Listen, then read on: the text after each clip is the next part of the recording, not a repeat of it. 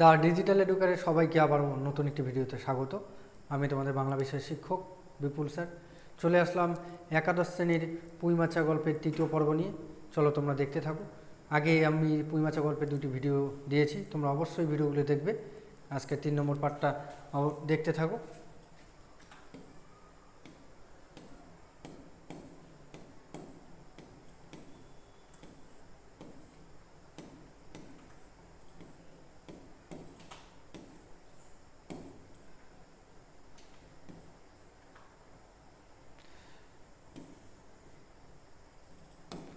আগের দিন আমরা শেষ করেছি যে খেন্তিকে তার বাবা শীতকালে মোটা জামা গায়ে দিতে বলেছিল। তারপরে খেন্তি কি বলছে দেখো, আচ্ছা দিচ্ছি বাবা, কই শীত তেমন তো। হ্যাঁ দে মা, এক্ষুনি দে। অসুখ বেসুখ 5 রকম হতে পারে, বুঝলি নে। সহায়রী বাহির হইয়া গেলেন। ভাবিতে ভাবিতে গেলেন, তিনি কি অনেক দিন মেয়ের মুখে ভালো করিয়া চাহেন নাই। খেন্তির মুখ এমন সুশ্রী হইয়া উঠিয়াছে। এই যে সহায়রী যখন তার মেয়েকে দেখলেন, যে অনেক দিন পর যেন তার মেয়েকে দেখছেন, তিনি অনেক দিন ধরে তার মেয়েকে ভালো মতো দেখেননি। তার মেয়ে যে বড় হয়ে উঠছে, খুব সুন্দর হয়ে উঠেছে, এটা তিনি লক্ষ্য করেননি। তাই এখানে বলা হচ্ছে খেন্তির মুখ এখন সুশ্রী হইয়া উঠিয়াছে। এখানে প্রশ্ন থাকতে পারে, খেন্তির মুখ এখন সুশ্রী হইয়া উঠিয়াছে, এটা কে লক্ষ্য করেনি? খেন্তির বাবা। জামার ইতিহাস নিম্নলিখিত রূপ। বহু বৎসর অতীত হইল। হরিপুরের রাসের মেলা হইতে সহায়রী কালো সার্জের এই 2.5 টাকা মূল্যের জামাটি ক্রয় করিয়া আনেন। এই যে সহায়রী তার মেয়ে খেন্তির জন্য 2.5 টাকা মূল্যের একটা জামা ক্রয় করে দিয়েছিলেন। কোথার থেকে? হরিপুরের রাসের মেলার থেকে। এই জামাটা ক্রয় করে দেওয়ার পরে খেন্তির জন্য আর কোনো নতুন জামা তিনি ক্রয় করে দিতে পারেননি। তাহলে এখানে প্রশ্ন থাকতে পারে, খেন্তির জামাটির মূল্য কত ছিল? 2.5 টাকা। সেটা কোথার থেকে আনা হয়েছিল? হরিপুরের রাসের মেলার থেকে। ছিড়িয়া যাইবার পর তাহাতে কতবার রিফুক ইত্যাদি করা হইয়াছিল। সম্প্রতি গত বৎসর হইতে খেন্তির স্বাস্থ্যোন্নতি হওয়ার দরুন জামাটি তাহার গায়ে হয় না। সংসারে এসব খোঁজ সহায়রী রাখিতেন না। এখানে তোমাদের প্রশ্ন থাকতে পারে, সংসারে এসব খোঁজ সহায়রী রাখিতেন না। কোন খোঁজ? এই যে মেয়ের জামা কাপড়, মেয়ের যে জামা কাপড়ের প্রয়োজন রয়েছে, নতুন জামা কিনে দেওয়ার, এরকম খোঁজ সহায়রী রাখতেন না। জামার বর্তমান অবস্থা অন্নপূর্ণারও জানা ছিল না। খেন্তির নিজস্ব ভাঙা টিনের তোরঙ্গের মধ্যে উহা থাকিত। এই যে এখানে প্রশ্ন হতে পারে, খেন্তির ভাঙা টিনের তোরঙ্গের মধ্যে উহা থাকিত। উহা বলতে কাকে বোঝানো হয়েছে? উহা বলতে হলো খেন্তির জামাকে বোঝানো হয়েছে। পৌষ সংক্রান্তি। সন্ধ্যাবেলা অন্নপূর্ণা একটি কাশিতে চালের গুঁড়া, ময়দা ও গুড় দিয়া চটকাইতেছিলেন। একটা ছোট বাটিতে 1 বাটি তেল। খেন্তি কুড়ুনির নিচে একটা কলার পাত পাড়িয়া 1 থালা নারিকেল কুড়িতেছে। অন্নপূর্ণা প্রথমে খেন্তির সাহায্য লইতে স্বীকৃত হন নাই, কারণ সে সেখানে বসে বনে বাদারে ঘুরিয়া ফেরে, তাহার কাপড় চোপড় স্বাস্থ্যসম্মত ও সূচি নহে। অবশেষে খেন্তি নিতান্ত ধরিয়া পড়ায় হাত পা ধোয়াইয়া ও শুষ্ক কাপড় পরাইয়া তাহাকে বর্তমান পদে নিযুক্ত করিয়াছেন। এই যে এখানে কি দেখা যাচ্ছে, যে পৌষ সংক্রান্তি মানে পিঠে পার্বণ। এই পিঠে পার্বণ উপলক্ষে খেন্তির মা অন্নপূর্ণা পিঠের যে চাল গুঁড়ো করছিলেন, তখন খেন্তি কি তার মাকে বলে যে সেও তার মায়ের কাজে সাহায্য করবে। খেন্তি তার মাকে জানায় যে তার কাজে সাহায্য করবে, কিন্তু অন্নপূর্ণা কিছুতেই রাজি হতে চাচ্ছিলেন না। তার মেয়ে অনেক ধরে পড়ায় শেষে রাজি হয়ে যান এবং তাকে নতুন বস্ত্র পরিয়ে খেন্তিকে কি করতে দেন? নারকেল কুন্নি করতে দেন। ময়দার গোলা মাখা শেষ হইলে অন্নপূর্ণা উনুনে খোলা চাপাইতে যাইতেছেন। ছোট মেয়ে রাধি হঠাৎ ডান হাতখানা পাতিয়া বলিল, মা ওই একটু। এই যে অন্নপূর্ণার ছোট মেয়ের নাম কি? রাধি। যখন গোলা মাখানো হয়ে গেল, এই যে পিঠে তৈরি করার গোলা যখন মাখানো হয়ে গেল, তার ছোট মেয়ে রাধি কি মায়ের দিকে হাত বাড়িয়ে বলেছিল, মা একটুখানি দাও, খেয়ে দেখি। অন্নপূর্ণা বড় গামলাটা হইতে একটুখানি গোলা তুলিয়া লইয়া হাতের আঙ্গুল 5টি দ্বারা একটি বিশেষ মুদ্রা রচনা করিয়া সেটুকু রাধির প্রসারিত হাতের উপর দিলেন। মেজো মেয়ে পুটি অমনি ডান হাতখানা কাপড়ে তাড়াতাড়ি মুছিয়া লইয়া মার সামনে আসিয়া বলিল, মা আমায় একটু। এই যে যখন দেখা গেল যে অন্নপূর্ণার ছোটো মেয়ে অন্নপূর্ণার ছোটো মেয়ে রাধি তার মার কাছ থেকে পিঠে তৈরি করার গোলা চেয়ে নিয়েছিল, তখন তার মেজো মেয়ে কি পুটিও তাকে দেখে এগিয়ে আসলো, এগিয়ে এসে বলল, মা আমায় একটুখানি দাও।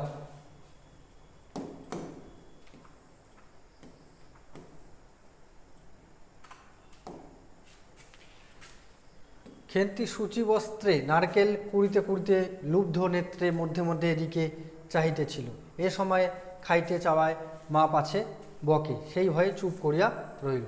এই যে খেন্তি যখন দেখছে যে তার দুই বোনকে তার মা গোলা চাওয়াতে দিয়ে দিচ্ছে, তখন সে লুব্ধ নেত্রে লোভাতুর দৃষ্টিতে তার মায়ের দিকে তাকাচ্ছিল, যাতে মা তাকেও একটু দেয়। অন্নপূর্ণা বলিলেন, দেখি নিয়ে আয় খেন্তি ওই নারকেল মালাটা, ওতে তোর জন্য একটু রাখি। খেন্তি ক্ষিপ্ত হস্তে নারিকেলের উপরের মালাখানা যাহাতে ফুটা নাই সেখানা সরাইয়া দিল। অন্নপূর্ণা তাহাতে একটু বেশি করিয়া গোলা ঢালিয়া দিলেন। মেজো মেয়ে পুটি বলিল, জ্যাঠাইমারা অনেকখানি দুধ নিয়েছে। এখানে তোমাদের এমসিকিউ প্রশ্ন হতে পারে, যেহেতু এবার এমসিকিউ প্রশ্নই থাকবে তোমাদের। জ্যাঠাইমারা অনেকখানি দুধ নিয়েছে, তাহলে এখানে প্রশ্ন থাকতে পারে পুঁইমাচা গল্পে কারা অনেকখানি দুধ নিয়েছে? জ্যাঠাইমারা। রাঙা দিদি ক্ষীর তৈরি করেছিল। ক্ষীর কে তৈরি করেছিল? রাঙা দিদি। তারপরে ওদের অনেক রকম হবে, ওদের কি হবে? পিঠে হবে। খেন্তি মুখ তুলিয়া বলিল, এবেলা আবার হবে নাকি? ওরা তো ও বেলা ব্রাহ্মণ নেমন্তন্ন করেছিল, সুরেশ কাকাকে আর ও পাড়ার তিনুর বাবাকে। তাহলে ব্রাহ্মণ হিসেবে কাকে নিমন্ত্রণ করা হয়েছিল? সুরেশ কাকা ও পাড়ার তিনুর বাবা। ও বেলা তো পায়েস, ঝোল, পুলি, মুক্তোক্তি এইসব হয়েছে। পুটি জিজ্ঞাসা করিল, হ্যাঁ মা, ক্ষীর নইলে নাকি পাটিসাপটা হয় না? খেদি বলছিল, ক্ষীরের পুর না হলে কি আর পাটিসাপটা হয়?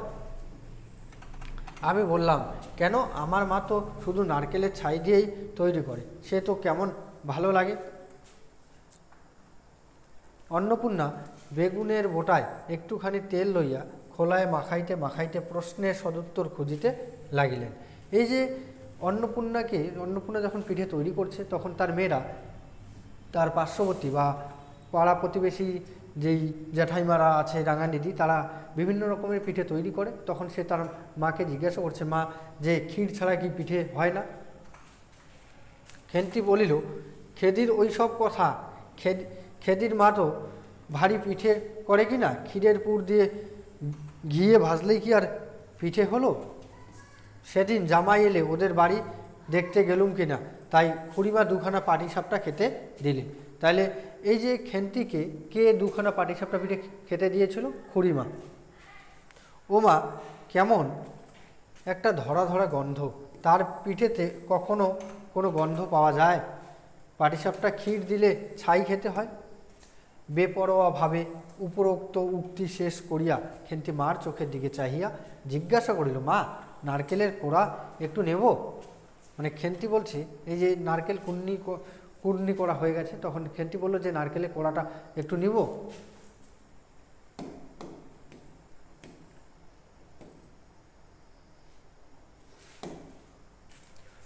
অন্নপূর্ণা বলিলেন, নে, কিন্তু এখানে বসে খাস নে, মুখ থেকে পড়বে না, কি হবে, যা ওইদিকে যা। খেন্তি নারকেলের মালায় এক থাবা তুলিয়া লইয়া একটু দূরে গিয়া খাইতে লাগিল। মুখ যদি মনের দর্পণ স্বরূপ হয়, তবে খেন্তির মুখ দেখিয়া সন্দেহের কোনো কারণ থাকিতে পারিত না যে সে অত্যন্ত মানসিক তৃপ্তি অনুভব করিতেছে।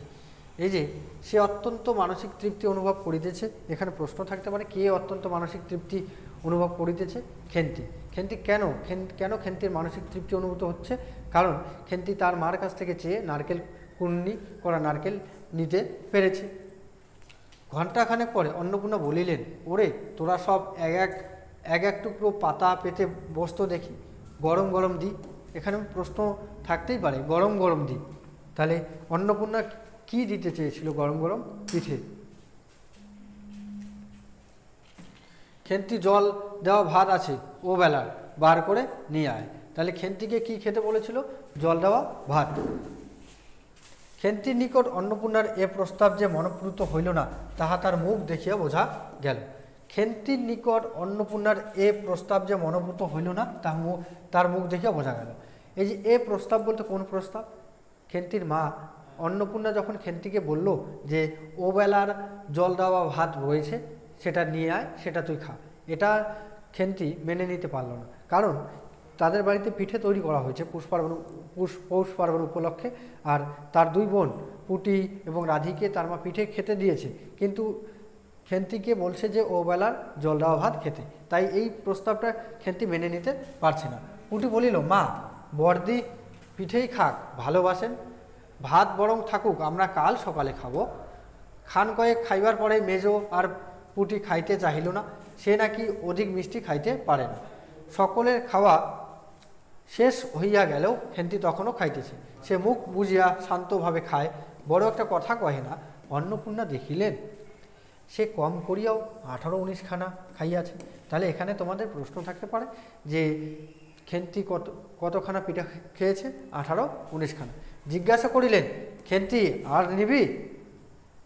খেন্তি খাইতে খাইতে শান্তভাবে সম্মতি সূচক ঘাড় নাড়িল। অন্নপূর্ণা তাহাকে আরও খান কয়েক দিলেন।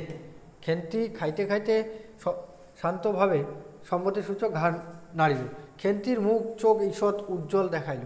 হাসি ভরা চোখে মার দিকে চাহিয়া বলিল, বেশ খেতে হয়েছে মা, ওই যে তুমি কেমন ফেনিয়ে নাও, ওতেই কিন্তু। সে পুনরায় খাইতে লাগিল। অন্নপূর্ণা হাতা খুন্তি তুলিতে তুলিতে সস্নেহে তার এই শান্ত নিরীহ একটু অধিক মাত্রায় ভোজনপটু মেয়েটির দিকে চাহিয়া রহিলেন। এই যে অতি মাত্রায় ভোজনপটু মেয়েটিকে খেন্তি যে খেতে ভালোবাসে, মানে অতিরিক্ত একটু খায়, ভোজনপটু, সেটা তার মা জানেন। তাই মা সন্তানের প্রতি স্নেহ ভরা চোখে তার এই ভোজনপটু মেয়েটিকে দেখছিল। মনে মনে ভাবছিলেন, খেন্তি আমার যার ঘরে যাবে তাদের অনেক সুখ দেবে, এমন ভালো মানুষ। কাজে কর্মে বকো মারো গাল দাও, টু শব্দটি মুখে নেই, উঁচু কথা কখনো কেউ শোনেনি। মানে খেন্তি এমন একজন মেয়ে ছিল যাকে যতই বকাবকি করা হোক না কেন, কখনো গলা উঁচু করে কথা বলে না বড় মানুষের সামনে। তাই খেন্তির মা ভাবছে যে তার মেয়ে খেন্তি যে ঘরে বিয়ে হবে, যে বাড়িতে বিয়ে হয়ে যাবে, সেই বাড়ির মানুষজন সুখী হবে।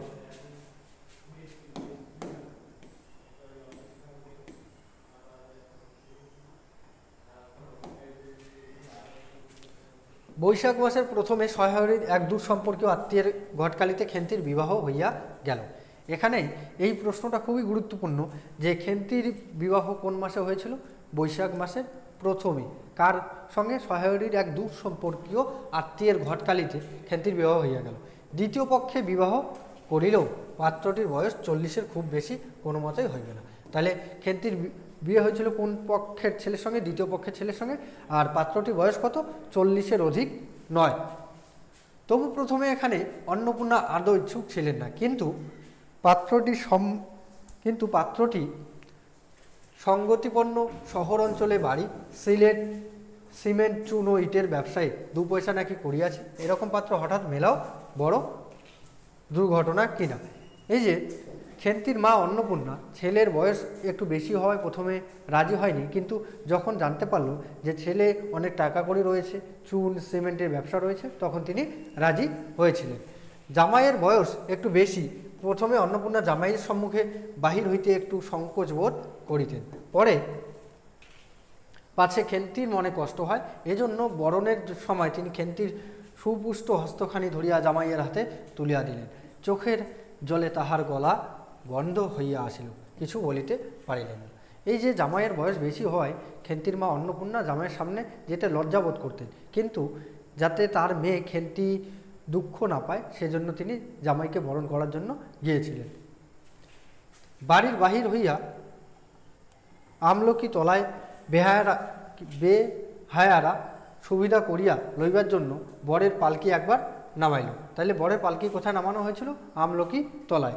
অন্নপূর্ণা চাহিয়া দেখিলেন বেড়ার ধারের নীল রং এর মদি ফুলের গুচ্ছগুলি সেখানে নত হইয়া আছে। বেড়ার ধারে কোন রঙের ফুল ছিল? মেদি ফুল, নীল রঙের। খেন্তির কম দামের বালুচরের রাঙ্গা চেলির আঁচলখানা পালকির বাহির হইয়া সেখানে লুটাইতেছে। তার এই অত্যন্ত অগোছালো নিতান্ত নিরীহ এবং একটু অধিক মাত্রায় ভোজনপটু মেয়েটিকে পরের ঘরে অপরিচিত মহলে পাঠাইতে তার বুক উদ্বেল হইয়া উঠিতেছিল। খেন্তি কে কি অপরে ঠিক বুঝিবে? এই যে খেন্তি নামের ভোজনপটু মেয়েটিকে তার মা এতটাই স্নেহ করে যে অন্যের ঘরে পাঠানোর সময় তার মার বিভিন্ন ধরনের ভাবনা মনের মধ্যে জন্ম নিচ্ছে যে অন্যের ঘরে গিয়ে অন্যের বাড়িতে তার মেয়ে খেন্তি নিজেকে মানিয়ে নিতে পারবে? অপরে কি অপর মানুষরা যে বাড়িতে তার বিবাহ হবে সেই বাড়ির মানুষরা তাকে কি মেনে নিতে পারবে, নিজের করে নিতে পারবে? যাইবার সময় খেন্তি চোখের জলে ভাসিতে ভাসিতে সান্ত্বনার সুরে বলিয়াছিল, মা, আষাঢ় মাসেই আমাকে এনো, বাবাকে পাঠিয়ে দিও, 2 মাস তো। তাইলে খেন্তি কোন মাসে তাকে নিয়ে আসার জন্য বলেছিল শ্বশুর বাড়ি থেকে বাপের বাড়ি নিয়ে আসার জন্য? আষাঢ় মাসে। তাহলে মাঝখানে বিয়ে হয়ে গেল বৈশাখ মাসে, তার খেন্তিকে নিয়ে আসার কথা ছিল কোন মাসে? আষাঢ় মাসে। ও পাড়ার ঠান দিদি বলিলেন, তোর বাবা তোর বাড়ি যাবে কেন রে? আগে নাতি হোক তবে তো। ও পাড়ার ঠান দিদি, তাহলে আগে নাতি হোক তবে তো, কথাটি কে বলেছিল? ও পাড়ার ঠান দিদি। এই যে কাকে বলেছিল? খেন্তিকে। খেন্তির বিবাহ হয়ে যাওয়ার পর খেন্তি যখন বলেছিল যে তার বাবা তাকে নিতে আসবে আষাঢ় মাসে, তখন খেন্তিকে ও পাড়ার ঠান দিদি বলেছিল যে তোর আগে ছেলে পেলে হোক তারপর তোর বাবা নিতে যাবে। খেন্তির মুখ লজ্জায় রাঙ্গা হইয়া উঠিল।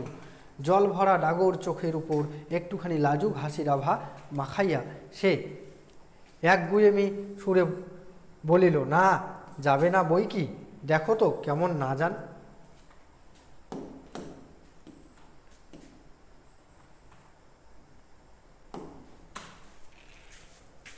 ফাল্গুন চৈত্র মাসের বৈকালবেলা উঠানের মাচায় রৌদ্রে দেওয়া আমসত্ত্ব তুলিতে তুলিতে অন্নপূর্ণার মন হু হু করিত। তার অনাচারী লোভী মেয়েটি আজ বাড়িতে নাই যে, কোথা হইতে বেড়াইয়া আসিয়া লজ্জাহীনার মতো হাতখানি পাতিয়া মিনতির সুরে অমনি বলিবে, মা, বলবো একটা কথা, ওই কোনটা ছেড়ে একটুখানি। মানে ফাল্গুন চৈত্র মাসে কথা বলা হচ্ছে যখন কি হয়েছে, এই যে আমসত্ত্ব শুকোতে দিয়েছে অন্নপূর্ণা, তখন তার মেয়ের কথা মনে পড়ছে। কারণ তার মেয়ে যদি বাড়িতে থাকতো তাহলে কোথা থেকে ঘুরে এসে তার মাকে বলতো, মা, ওই কোনটা ছিঁড়ে দাও একটুখানি। 1 বছরের উপর হইয়া গিয়াছে, পুনরায় আষাঢ় মাস, বর্ষা বেশ নামিয়াছে। তাহলে 1 বছরের উপর হইয়া গিয়াছে। কিসের 1 বছরের উপর হইয়া গিয়াছে? অন্নপূর্ণা নয়, অন্নপূর্ণার মেয়ে খেন্তির বিবাহের 1 বছর পূর্ণ হইয়া গিয়াছে। পুনরায় আষাঢ় মাস, বর্ষা বেশ নামিয়াছে। ঘরের দাওয়ায় বসিয়া সহায় হরি প্রতিবেশী বিষ্ণু সরকারের সহিত কথা বলিতেছেন।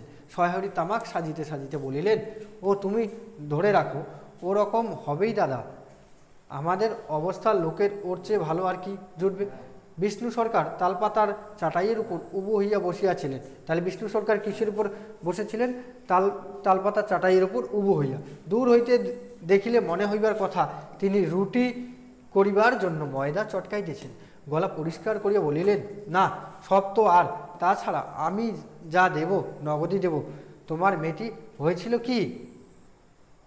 সহায়রী হুকাটায় 5-6টি টান দিয়া কাশিতে কাশিতে বলিলেন, বসন্ত হয়েছিল শুনলাম। তাহলে এই যে সহায়রীর মেয়েটির বিবাহ হয়ে যাওয়ার 1 বছর হয়ে গেল, কিন্তু মেয়ের বাড়ি তার বাবা সহায়রী কোনোদিনও যায়নি। কিন্তু তিনি খবর পেয়েছেন যে তার মেয়ের বসন্ত রোগ হয়েছে। তাহলে খেন্তির কী রোগ হয়েছে? বসন্ত। ব্যাপার কি দাঁড়ালো বুঝলে? মেয়ে তো কিছুতেই পাঠাতে চায় না। 250 আন্দাজ টাকা বাকি ছিল। বললে, ও টাকা আগে দাও তবে মেয়ে নিয়ে যাও। একেবারে চামার। এই যে খেন্তির বিবাহের সময় তার বাবা পণের টাকা 250 টাকা বাকি রেখেছিল, তাই তার শ্বশুরবাড়ির লোক তাকে তার বসন্ত রোগ হওয়া সত্ত্বেও তাকে তার বাবার বাড়িতে পাঠাতে চাচ্ছিল না, কারণ তার 250 টাকা বাকি রয়ে গেছে পণের টাকা।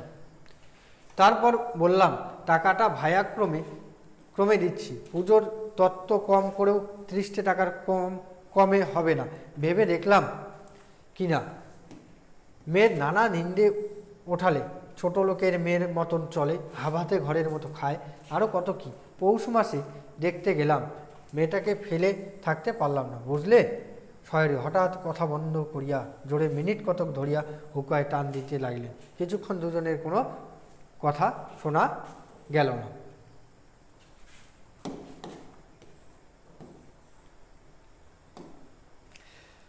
তো এই ছিল পুঁইমাছা গল্পের, এখানে পুঁইমাছা গল্পটি শেষ হচ্ছে।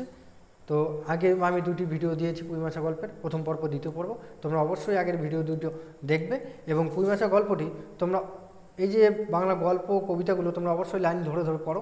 এবারে তোমাদের এমসিকিউ প্রশ্ন হবে, তাই অবশ্যই গল্পগুলো ভালো করে পড়তে হবে। ধন্যবাদ।